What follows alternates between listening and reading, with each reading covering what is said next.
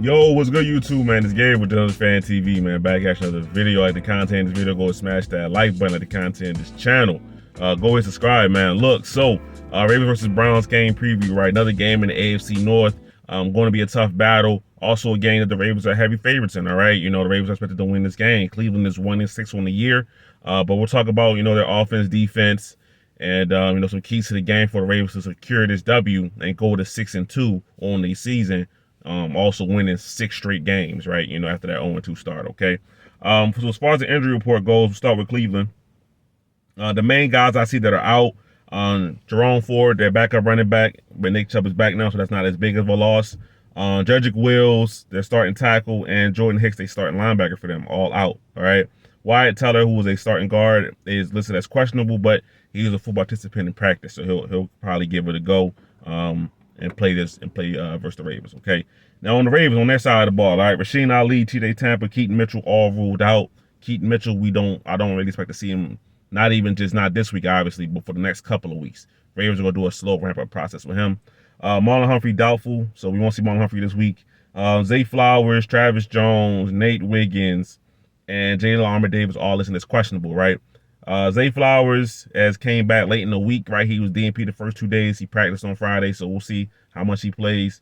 Travis Jones and Nate Wiggins have both been limited for most of the week, right? Nate Wiggins had 1 full day and then went back to limited, all right? Jalen Armour-Davis could get some snaps now with, you know, the injury to Marlon Humphrey, right? Well, maybe not a lot of snaps just because, you know, he's an outside corner. They're probably going to keep Wiggins and Brandon Stevens on the outside. And then you got Arthur Marlette coming back, so he'll take some of those snaps in the slot, right? So, you know, the Ravens have options in the secondary, put it like that. Broderick Washington is back, right? So that's interior line depth, right, that the Ravens need, especially if a guy like Travis Jones is maybe not 100%, right?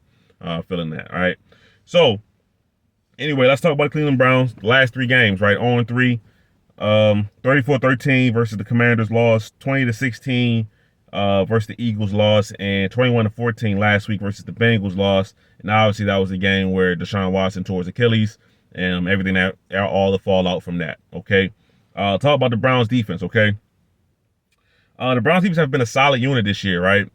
Even with the fact that their offense has been pretty poor, the defense hasn't, you know, completely fallen off a cliff, right? You know, they're still a solid unit, all right? When you look up their points per game, 23 points per game. The yards, the third down percentage really stands out. 32% on third down, top 10 in that regard. They're only allowing 191 yards a game passing. That's 11th in the NFL. Rushing is about middle of the pack, 126 yards a game on the ground. All right, so, you know, they've been a middle of the pack kind of unit on defense, right? Which is honestly pretty good for, we'll talk about the offense in a second for Cleveland, but which is pretty good for how bad the offense has been, right? You know, the Browns still have talented players, right? You know, you got your Denzel Ward, your Myles Garrett, you know, JOK, right? Even Emerson, and, you know, they have a lot of guys on that defense that are talented players. So Darius Smith, right, who could be a trade candidate, right? You know, if the Cleveland decides to be sellers, that could be somebody that the Ravens are interested in, right? Brings Darius Smith back to Baltimore, right? So, you know, they have a lot of talented players, but they're being put in a tough spot with a offense that just hasn't been good for pretty much this entire season, right? So, talk about the Browns offense, all right? Almost any stat that you could think of, the Browns are in the bottom quarter of the league in that stat, all right? So, passing yards per game, 30th, 159 passing yards a game, about 160 really.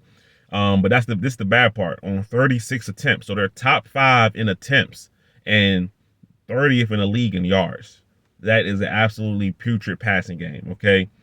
Rushing attack, 22 attempts per game for 27th, only 94 yards a game for 28th.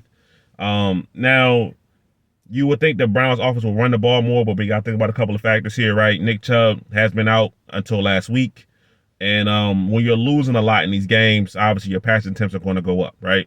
So that's just kind of the balance of it, right? So for the Browns, I mentioned it earlier that, you know, James Winston is now their starting quarterback with Deshaun Watson being out. It's kind of hard to say what the Browns exactly are going to do on offense, right? We know that James Winston is very aggressive. He plays a different style of play from Deshaun Watson. Well, post Houston Deshaun Watson. Deshaun Watson in Houston was very, aggressive down the field or whatever and whatnot. But since he's been in Cleveland, he hasn't been that kind of player, right? So it's hard to tell exactly what the Browns are going to do on offense, right? But as a unit, they haven't been very good this year. Obviously, they traded away their best receiver in Amari Cooper. He now plays for the Buffalo Bills. So they're going through a lot of changes, but they do have Nick Chubb back. They still have, guys like Njoku, right? I think Cedric Tillman, their wide receiver, I believe this is his second or third year in the league. He had a good game last week. I think he had over like 80 yards. So, they have some players they're going to have to get the ball to, but as a unit, they just haven't been very, very good this year. That's the complete honest truth, right? So a lot of people put that blame on Deshaun Watson because he's played poorly, taking a lot of sacks. I mean, if we look at it, right, the Cleveland Browns allow 5 sacks a game. That's dead last in the NFL, right? And when I looked up the stat, really, it's dead last by a wide margin. The team at 31 gives up like 3.6, 3.5. So we're talking about a full sack and a half a game that the Browns are allowing, right? So their offensive line has struggled with injuries for a lot of the year. So that hasn't been a very good unit, and that's not helping the fact that on top of that, we know that Deshaun Watson has been playing well, right? So, but look, it's a completely different offense now. Maybe they changed offensive coordinators. Well, they didn't change offensive coordinator. They changed play callers, right? Kevin Stefanski, the head coach, was calling the plays, but this week it's going to be Ken Dorsey. Obviously, Jameis Winston is now under center, so we don't really know what this Cleveland Brown attack is going to look like, right? But so far this year they haven't been very good. All right. Now keys to the game, man. We'll start with offense, right? As always, contain Myles Garrett, right? Myles Garrett, right? I looked at a couple of stats on Myles Garrett. Myles Garrett leads the NFL with 19 quick pressures, right? That means he's getting to the quarterback in under 2.5 seconds, right? That's what they call a quick pressure, right? So that's going to be up to Ronnie Stanley, and even if Myles Garrett happens to move around and try to pick his victim on offensive line, they're going to have to be able to account for that, right? So Myles Garrett has always had one of the best get-offs in the NFL. He can bend around the corner. He can go through you with power. It's a lot of things that Myles Garrett can do. So can the Ravens not allow him to wreck the game with those quick pressures, right? And then Myles Garrett has the number 2 pressure rate in the NFL, right? So the sacks aren't very high for Myles Garrett. I think he only has about maybe 4 or 5 sacks this year so far. But, he's still getting to the quarterback. He's still affecting plays, right? So the Ravens have to be conscious of that. I'm sure they are, obviously, right? But that's one of the big things for the Ravens is that don't let Myles Garrett wreck this game. Don't let, second down turn into a 5-yard, 7-yard loss now because Myles Garrett's in the backfield, right? So as always, when you go against Cleveland, you got to watch out and you got to contain Myles Garrett, okay? Also, I'm going to say patience in the run game, right? Cleveland is a middle-of-the-pack run defense, right? Like I said, about 15th in yards allowed per game. But Cleveland has given up the 4th most runs of 10-plus yards this year, right? So that's, with 29, okay? For the Ravens, that's obviously a great sign. The Ravens have been a very explosive rushing attack this year, Derrick Henry has multiple runs of 40-plus yards this year, okay? He had multiple runs of 40-plus yards just last week versus Tampa Bay Buccaneers, okay? So for the Ravens, be patient in the run game, all right?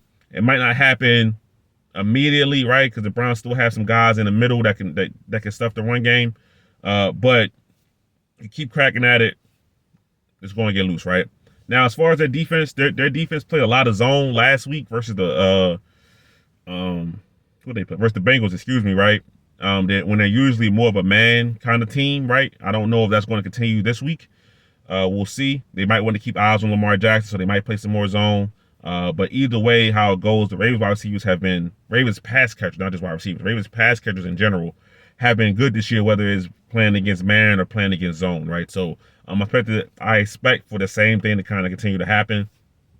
And, this Ravens offense has been on fire, right? They've been the best offensive team in the NFL. It doesn't really matter what a team has decided to do to the Ravens, right? Because the Browns like the blitz as well, right? Excuse me, the Browns have like the 3rd highest blitz rate in the NFL.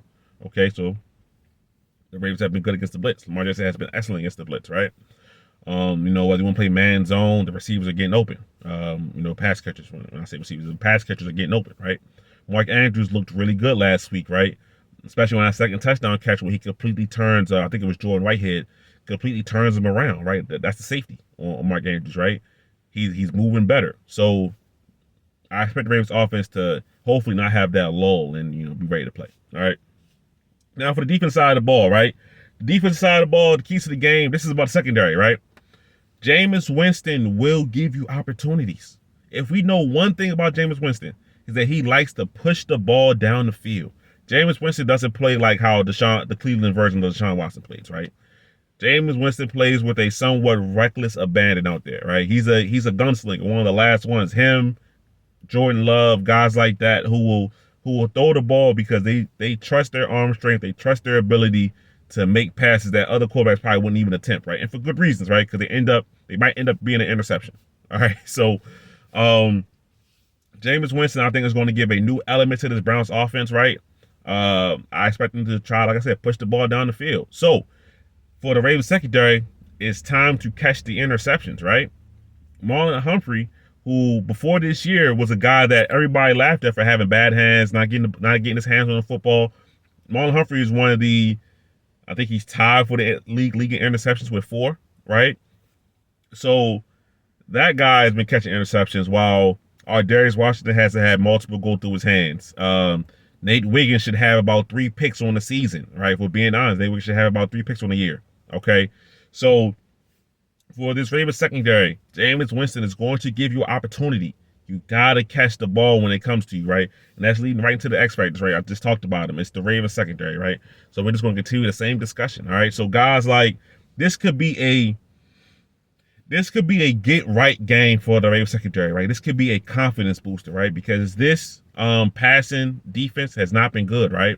They're hovering around somewhere between 28th and 30th in the league, right? And passing yards a game and all kinds of metrics and EPA, all kinds of things like that, right? They're hovering near the bottom. So this kind of game can be a get-right game. So Brandon Stevens, Nate Wiggins, Marcus Williams, just a couple of guys that I point out as X-Factors, right?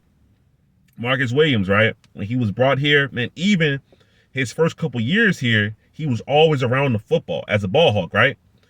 We haven't seen Marcus Williams be around the football at all this year, right? Unless it's already, a touchdown, okay? We haven't really seen it from Marcus Williams, right? Some of that could be scheme. I don't know. But, I think it's a lot of the issue Ravens have is scheme, right?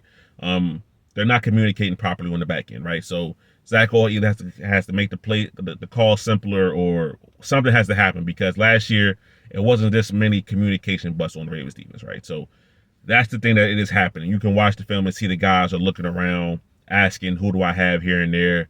Versus the Buccaneers, that's why a couple of times Rashad White leaks out to the flat, nobody's covering them, right? But just talking about the players for the Ravens secondary, you have to be able to catch the football, right? Jameis Winston is going to give you opportunities this game, all right? That's just who he is, right? We can't forget, it was years ago at this point, but Jameis Winston did have a 30-30 season, right? 30 touchdowns, 30 interceptions, right? I thought Jameis Winston played a better brand of football for the Saints, right? Wasn't as turnover prone, but the opportunity kind of came and went for him, right? So he's going to push the ball down the field, right? That's who he's always been. I don't expect it to be too much different this game. So Ravens have to be able to take the ball away, right? And other aspect I really didn't put in there is just the fact just come ready to play, right? This is a team that you should beat. Yes, I know it's AFC North game, so you get up a little differently for that. It's for a division rival. But at the end of the day, the Ravens have struggled with teams that they should beat, right?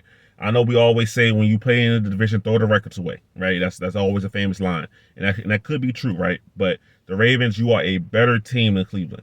Come out, win this game, dominate, go to 6-2, get ready for Denver, all right? But yeah, that's my game preview, man. Obviously, give me your thoughts in the comments, man. Give me your score predictions in the comments. Your keys to the game, your X Factors, all of that, all right? Reply to all comments. It's Gabriel, Fan TV. I'm out.